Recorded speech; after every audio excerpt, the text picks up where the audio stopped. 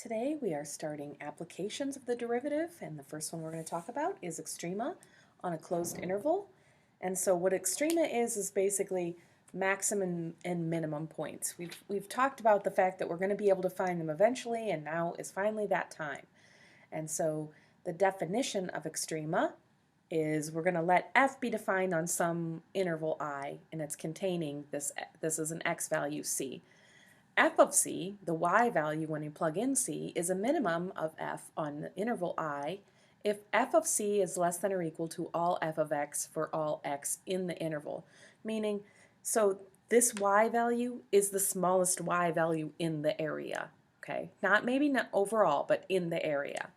And f of c is a maximum of f on I if f of c is greater than or equal to all the rest of the y values in the interval as well. And so I get this little piece like this where the y value is the biggest. Okay, so the minimum and the maximum value of a function on an interval are what we call the extreme values, or we say extrema for like multiple, meaning we want to find both the min and the maximum of the function on an interval. So that's just some vocabulary. So we're going to start with the extreme value theorem. So the extreme value theorem says that if f is continuous on a closed interval from a to b, meaning right now, well, we're going to take a step back here in a second, but right now what we're going to do first is try to find the minimum and maximum values in a specific closed interval. So not the entire number line, but just a little piece of the graph. Okay, so that's what we're looking at here. So if f is continuous on this closed interval, so it's just between two different x values, then f has both a minimum and a maximum on the interval. So a lot of times when we're solving problems, we like to have a closed interval because we're guaranteed a min and a max in a closed interval. We'll talk more about this in a minute. So we're going to take a step back and just look at a graph for right now. So we're going to look at the graph of f, which is x cubed minus 3x squared. So at the point 0, 0 here, you can see this is what we call a relative maximum. Okay, it's not the highest point because I have points way up here, and in fact it doesn't have an absolute. Absolute means the absolute largest point in the entire graph. In this sense, this goes up higher and higher and higher and higher. It doesn't have an absolute max, but this 0, 0 here is a relative max, meaning it's the biggest point in this particular area. Okay, it's the top of a roller coaster, right? And so now I can also see that this 2, -4 down here, while not the lowest value overall, right, I don't have an absolute minimum because that would be the very lowest point. Now if this was quadratic and this piece wasn't here and it went up, then this wouldn't be the absolute lowest point, meaning the absolute minimum. But this is the relative minimum because I obviously have y values that are smaller, that are way down here, and they keep falling down and down. So this one doesn't have an absolute minimum, but it does have a relative minimum, the bottom of this valley here. So at 2, -4. So I want us to just demonstrate here for a second. I want to investigate what is the value of f prime of x at x equals 0 and x equals 2. So let's find f prime first. We could just use our power rule here, which is 3x squared minus 6x. So if I plug in 0, f prime of 0, right, I'm just exploring this point here first, is 0 minus 0, which is 0. And f prime of 2 is also, let's see, I put that in, I get 3 times 4 minus 6 times 2, which gives me 0 as well. Okay, so what this means for me is that my tangent lines, right, this is the slope of my tangent line at x equals 0 and x equals 2, are 0, meaning my tangent lines would sit here horizontal. Now this one here you can't really see because it's actually the x-axis, but here my line that would be tangent would be horizontal. So what I'm trying to point out here is that when I get these hills and valleys, then at those places my tangent line is horizontal. So this is going to help us. Okay, so relative extrema, right, which what we just looked at for was just the high and the low in the vicinity, occur where f prime of x is either equal to 0, which is what we just saw, or where f prime fails to exist.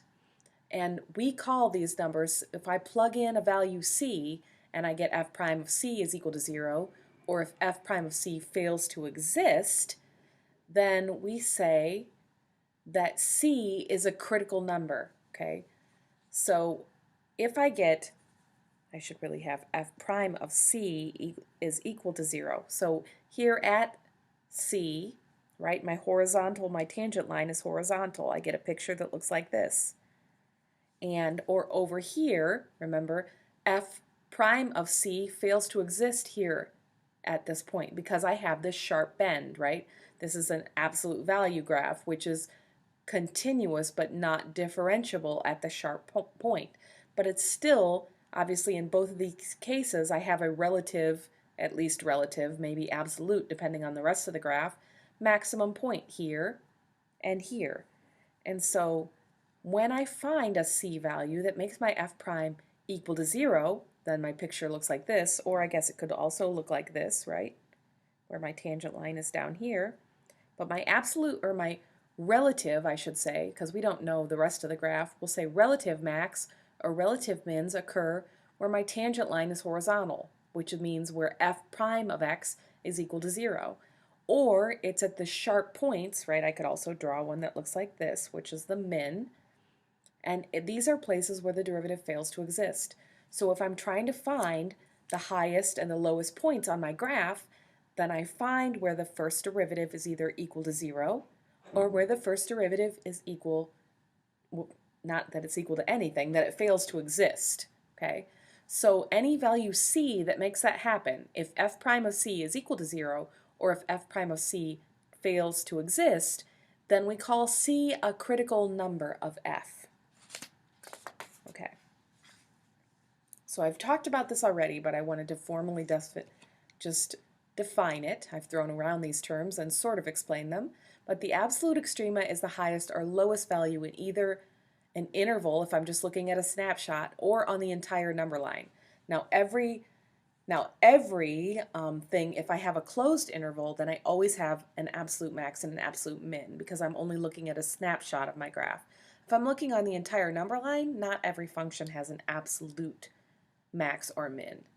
We're going to look at that in a second. Relative extrema means it's the highest or lowest value in the local area. Now, oftentimes when we get to the first derivative, we talk about things just being relative extrema until we're certain that it's the absolute extrema. All right, so we're going to go back to our snapshot. Okay, so we're going to start out with finding extreme values in a closed interval, meaning not on the entire number line, just in between a specific x to different x values. Okay, so what we do first is we find the critical numbers of f in AB, meaning I'm going to find all the places where my f prime is either equal to 0 or my f prime does not exist. Then we're going to take those critical numbers, those values that make my derivative 0 or make it undefined, and we're going to plug them into f and see what we get out for y values. Then we're going to take the endpoints a and b and plug them into f, okay? And we're going to see what y values we have. And then my last piece is then, once I do that and I have the list of all my y values, the critical number with the smallest y value is a minimum, and the biggest one is the maximum. Okay, so we saw that the highs and lows, right, these come at places where my derivative is equal to 0. But we evaluated the endpoint because my high and low could come on the endpoint just about the way I cut the graph, right? So here, like I have this maximum point sitting up here, but if I'm only looking between these, then maybe my max in the interval would only be right here on the end. So we check the endpoints because it might just be the way we cut the graph that my minimum or my max values come on the ends of my interval. Okay, so let's look at this example here. So we're going to find the extrema, meaning I'm going to find the relative min and max, or actually in a closed interval I'm guaranteed a min and a max, okay, because my endpoints are included. So since I'm just looking at a snapshot of my graph, I'm going to find the absolute extrema in this case. So f of x is 3x to the fourth minus 4x cubed. All right, so my instructions tell me to first find the critical numbers of f in AB, which means I need to find f prime. So I have f prime of x, which is equal to, so I'm just going to use my power rule here. I have 12x cubed minus 12x squared. So I'm going to find places where f prime is equal to 0. Now, I can also find critical numbers where f prime fails to exist, but with a polynomial function, I'm not going to have a place where f prime fails to exist. F prime will fail to exist if I have a rational function or if I have a bottom piece of my denominator here. Okay, so I'm going to set this equal to 0. So factoring is my friend again, and I can factor out a 12x squared, which is common. So this leaves me with x minus 1. So I get 0 equals 12x squared, or 0 equals x minus 1. I'm using the zero product property, right? So this times this equals 0 means that this is equal to 0 or this is equal to 0. This one gives me x equals 0. This one gives x equals 1. Now both of my critical numbers, right? These are my critical numbers. I'm just going to call them CN for short. Okay? They're both in my interval. They're between -1 and 2. If I'd, for instance, found x equals 3, then I could throw them out in this particular case because it's not in my interval. And I don't really, it's outside of where I'm looking. So now, did that. Step 2 tells me to evaluate f at each critical number. So I'm going to take f and plug in 0, and then I'm going to take f and plug in 1. So if I plug in 0, I'm immediately going to get out 0. And if I plug in 1, then I get 3 times 1 minus 4 times 1. So really I get 3 minus 4, which is -1. All right. So now I also need to evaluate my values on the endpoints because it may just be a product of how I cut the graph, right? This is a polynomial function with x to the 4th, so it probably, well, not probably, it does have an end behavior that looks like this, right? So if I was looking at the entire number line, I would never have an absolute maximum, but I'm going to just cut the graph off, and I'm just going to look between -1 and 2. So we will have an absolute maximum. All right, so then I'm going to evaluate at f of -1. F of -1 will give me, so I plug in -1 here. When I raise it to the 4th, it'll become +1, so I get 3. And then this will become +4 because I raise -1 to the 3rd power, which remains -1, and then I multiply it by -4. So I end up with 3 plus 4, which is 7. Okay. So now I'm also going to do f of 2 because that's my other endpoint. F of 2 is 3 times 16, because 2 to the 4th is 16, minus 4 times 8. All right, so I get, let's see, I get 48 here, minus 32, which is 16.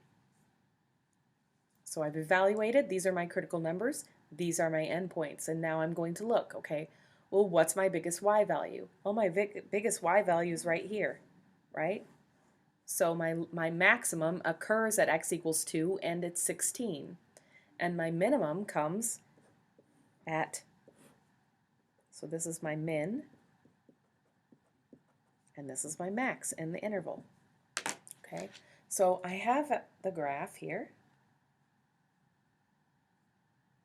Right, so I've got the domain restricted, so we're only seeing it, right? Just between them. If I took the domain restriction off and I graphed it, right, these would both just go up and up and up in both directions because I have an x to the 4th, right, which has the same matching end behavior. So you can see my minimum point down here, that looks about right, is at 1, -1. Okay, so that's where my derivative was 0. If I put in my tangent line is horizontal at that place, right? If I drew it down here, it would be straight across. And then my maximum point comes on the right end point. See, because of the way I cut the graph, it just cuts off right there, right? My normal graph, if I didn't cut it off right there, it would just keep going up and up and up. So I would never have a true maximum because there wouldn't be a stopping point. But since I'm stopping the graph and looking at it at 2, then that's the highest piece, right? Because I don't have any Like this piece over here is definitely lower, and so I come up here to this place, and that is, well, I have it undefined because I don't have the interval in there, but it's at 216. You can see from my x value being at 15 here, so that's 16.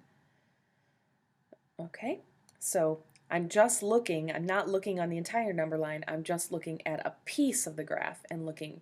So when I'm only looking at a piece, I'm guaranteed a max and a min of absolute, right? It's the very lowest point and the very highest point. All right. So let's look at, we're going to try to find the absolute extrema of the function in these different intervals. Okay, so f is 3x minus 1 in each interval. So I have the graph here, right? This is a linear function. And I'm going to put some points on here. This is the point 0, negative 1, and this up here is the point 2, 5. All right, now in my first one, so let's look at, so the first thing I'm supposed to do is find where f prime is equal to 0, or it doesn't exist. F prime of x is equal to 3, and 0 does not equal 3. So essentially what this means is I get no critical numbers. If you look at my graph, right, I really don't have, right, my derivative looks like 0 at places that look like this, right? I don't have that turnaround behavior. This is a straight line. So my min and my max will occur just from the way I cut my graph. So I don't have any critical numbers. So the first one interval I'm going to look at is between 0 and 2.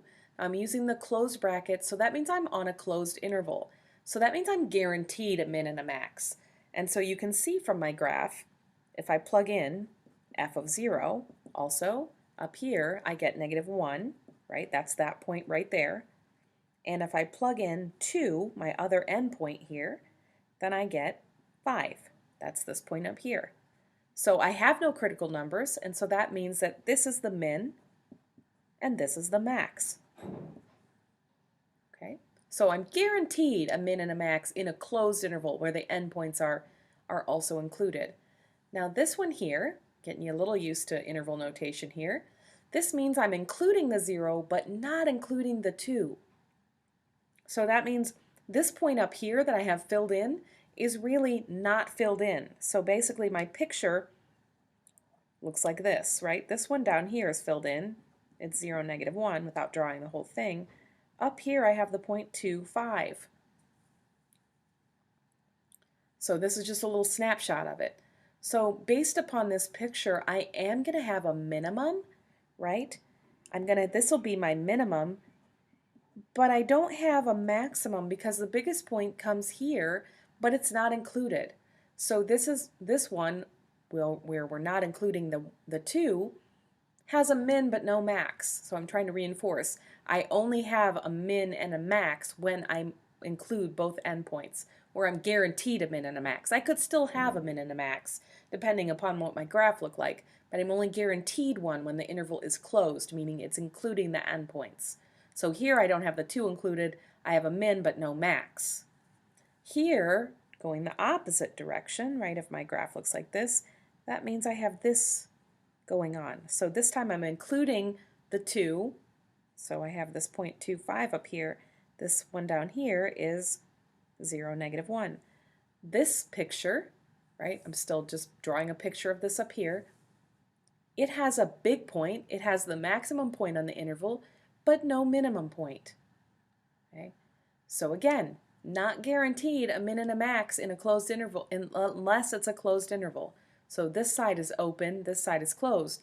I have the max but no min down here because the smallest value would occur right here, but it's not there. And then lastly, my last interval, both my 0 and my 2 are not included. So basically I have a picture that looks like this, where my maximum would occur up here, my minimum would occur down here, but neither one of those endpoints are included. So this one has neither, right? This one has a max only, and this one has a min only. So I'm just trying to re-emphasize, I'm only guaranteed a minimum and a maximum in an interval if it includes both of the endpoints, if it's closed. All right, So let's do a little practice. Most of the ones that I did so far are pretty basic with the derivatives. This time we're just going to find the critical numbers of f. Okay, so that means I'm trying to find where my derivative is either equal to 0 or f prime does not exist. So I'm going to find f prime first. So f prime, again, I have a rational function, which means I'm going to need the quotient rule, which tells me I'm going to have the bottom times the derivative of the top, which the derivative of 4x is 4, minus then the reverse. I have 4x times the derivative of the bottom, which is 2x, and then I have x squared plus 1 quantity squared. All right, so let's clean up the top again. We never ever multiply out the denominator here. We always just leave it. But we will clean up the numerator because I want to know where f prime is equal to 0. So I multiplied through the 4, and I'm going to get 4x squared plus 4, and then this will be minus 8x squared. All right, so f prime of x, let me just clean it up one more step. I can write this as, these are like terms here and here, right? So I have negative 4x squared plus 4 over x squared plus 1 quantity squared. The first thing I want to know is where is f prime equal to 0, right? That's my easiest one usually I go for first. F prime of x is equal to 0. When I set this equal, you're going to see me kind of omit this step after this process because the first step is to multiply both sides by the denominator because I need to get this out. And when I do that, every single time I do that, I get 0 on this side and I end up with the numerator on this side. Okay, so I'm pretty much going to omit this step from this because this happens every time. I'm just going to end up with the numerator equal to 0 because I multiply both sides by the denominator. This side cancels, turns to 1. This side becomes 0. So now I need to know where this is true. So I'm going to move my 4x squared on this side. I'm going to divide both sides by 4, get 1. And I get x equals plus and minus 1. So I have found where f prime of x is equal to 0. So I have f prime of 1 is 0, and f prime of negative 1 is 0. That means 1 and negative 1 are critical numbers of f. All right, so then I want to also find if I have f prime of x where it fails to exist. And it will fail to exist when I have 0 in the denominator. So that's what I'm going to look at. Can I make the denominator 0? So I have x squared plus 1 squared equals 0. Again, this is kind of an algebra step you're going to see me omit from here on out. But whenever I have something to a power, the first thing I'm going to do is undo the power. So I'm going to take the square root of both sides, right? And so I get x squared plus 1 is equal to 0. You're just going to see me, for the most part, drop the power because this happens every single time. So then I try to do x squared equals negative 1, and I don't get, there's no solution here. So there's no places where my first derivative fails to exist. So my only critical numbers come from where f prime of x is equal to 0. All right, so one more extrema on a closed interval. So we're going to find the min and the max, and they're guaranteed to be 1 because I'm in a closed interval, meaning I'm including negative 1 and 2. So I'm going to find f prime of x. F prime is 3x squared minus 3 halves times 2, right, because I'm just using my power rule, times x. So f prime of x is equal to 3x squared minus 3x. I don't have any denominator, so I can rule out the fact that f prime of x will fail to exist somewhere. So 0 is equal to, again I'm going to factor. I factor out the common 3x, and I get x minus 1, which gives me x equals 0 from setting 3x equals to 0, and x equals 1 from setting x minus 1 equal to 0. Okay, so these are both in my interval, so this is good. So I'm going to evaluate f of 0 and f of 1. Those are my critical numbers. And then I'll evaluate my endpoints next. So when I plug in 0, I get out 0 because I have 0 in both. when I plug in 1, I'm going to get 1 minus 3/2. And I end up with negative 1/2 here. So now the endpoints, right? Because my min or my max could come on the endpoints just because of the way I cut my graph off. So I'll do f of negative 1 here. When I do that, and I raise negative 1 to the third power, I end up with negative 1, and then minus 3/2. Because when I square the negative 1, it'll become positive. So I just end up with negative 1 minus 3/2, which is negative 5/2, or negative 2.5 for all those of you who are obsessed with decimals, but you should really write the improper fraction. Right? And then my last endpoint is 2, and so 2 cubed is 8, minus 3/2 times 2 squared, which is 4. So my f of 2 here is equal to 8 minus 12 over 2, which is really 8 minus 6, which is 2. All right, so let's see now. So I have negative 2.5 here. That seems to be my smallest y value. So that's my minimum. And then I get 0 here, and 2 is bigger than that. Right? And this one's negative, so this means that f of 2, which is 2, this is my maximum on the interval. Right? This is an x cubed, and so I know with its end behavior it should look like this, right? So if it weren't on this closed interval, I cannot say these are really both absolute. They're the absolute lowest and the absolute biggest in that interval. And so because I'm going to have this end behavior, this one's shooting off into positive infinity and this one's shooting off into negative infinity, I would definitely not have an absolute max and min on the entire number line because of this behavior. But if I just cut out a piece and look at that, then I can.